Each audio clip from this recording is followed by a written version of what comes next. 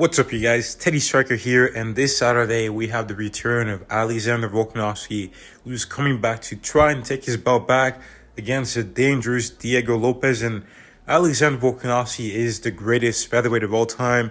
He was a former pound-for-pound king. He defended his belt multiple times. He cleared his weight class.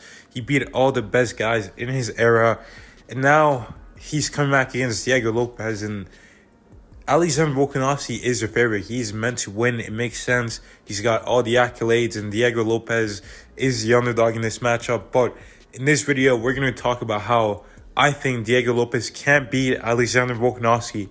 But I'm not saying he's going to win. I'm just building a game plan for Diego Lopes to beat Alexander Volkanovski this Saturday and become the new featherweight champion. But with all that being said, let's get into the first key to victory I have for Diego Lopes to win. And that's going to be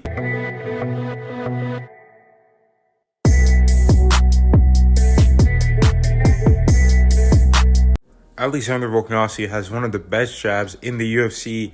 And the thing is, he's very short, but he's able to control his opponents who are usually bigger than him with his jab. And that's one of his best weapons. That's how I think he was able to set up a bunch of his shots and essentially beat his opponents. So to be Volk, you got to take away his jab, and you can do that by defending it properly, by catching the jab, parrying it, or using head movement to avoid it. Or you can just counter the jab and counter with an overhand right or a left hook.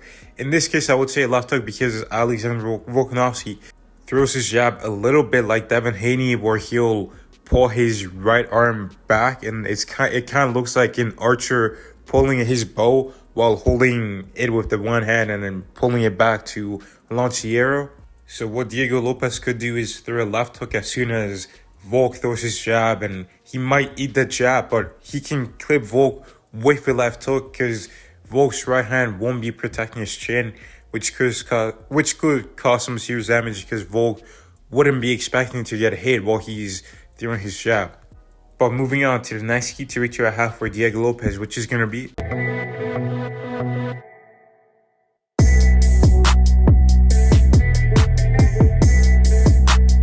Alexander Volkanovski does a great job of controlling the space in the octagon. He's able to usually keep the fight around the center of the cage, and he's got plenty of space to move around as he uses his distance as his main form of defense. But we saw against Islam Makhachev and Ilya, when Islam was able to push Volkanovski back up to the cage, he didn't really have that much space to escape, and he took a clean head kick. And against Ilya, you saw Ilya was able to chop him against the cage and land a knockout. So if Diego Lopes wants to replicate something similar, take the space away from Volkanovski and force him into a bad position where you can start unloading on some of those vicious hooks. Moving on to the next key to victory I have, and that's going to be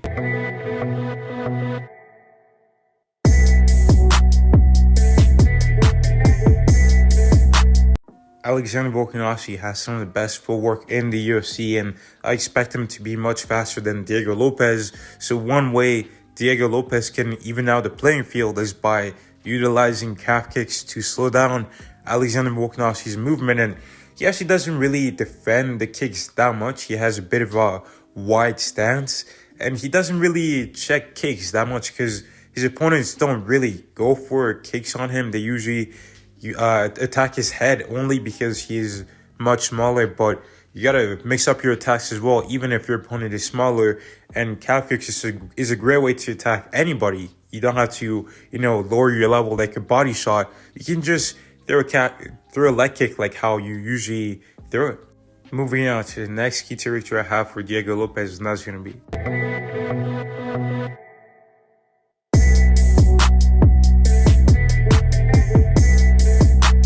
Alexander Volkanovski also has some of the best feints in MMA. He's able to set up a lot of his attacks with his feints and kind of freeze his opponents and get them to do what he wants them to do.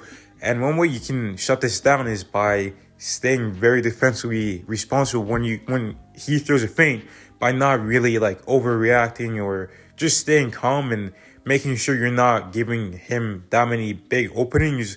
Or another way you can shut down the feints is by actually attacking when you see Volkanovski feinting at you, so that you can kind of discourage him from attacking you. And you can mix up your attacks. Maybe one time you throw a head strike, maybe another time you throw a body kick. You just mix it up so that way you don't give him the same reaction to his feints, and his feints aren't going to be as effective that way. Moving on to another key to victory I have for Diego Lopes, and that's going to be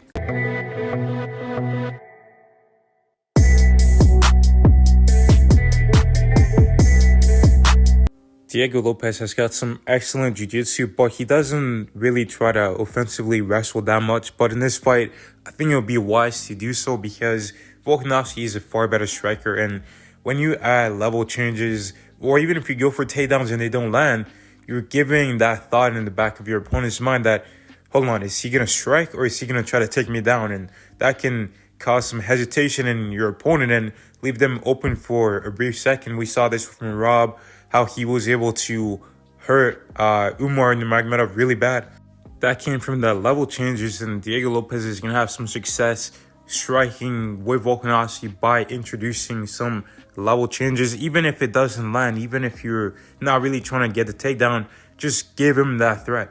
Moving on to the last key to victory I have for Diego Lopes, and that's going to be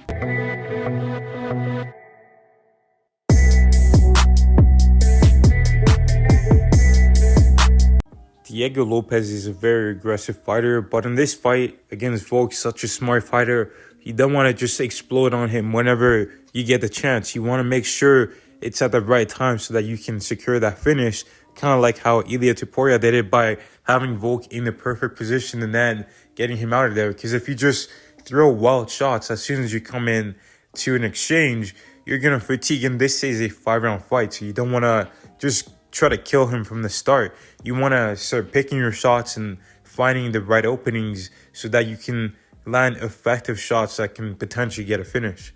But that's all the keys to victory I have for Diego Lopes to beat Volk. Obviously, he's going to need to do a lot more to beat a great like Volkanovski. But let me know your thoughts down below. Do you guys think Diego Lopes can win this fight? Or do you think Volk is going to win? But make sure you guys tune in, because tomorrow and then Thursday is going to be my predictions for the main card and the main event. So make sure you guys like and subscribe. Thank you guys for watching. God bless. And I'll see you in the next one.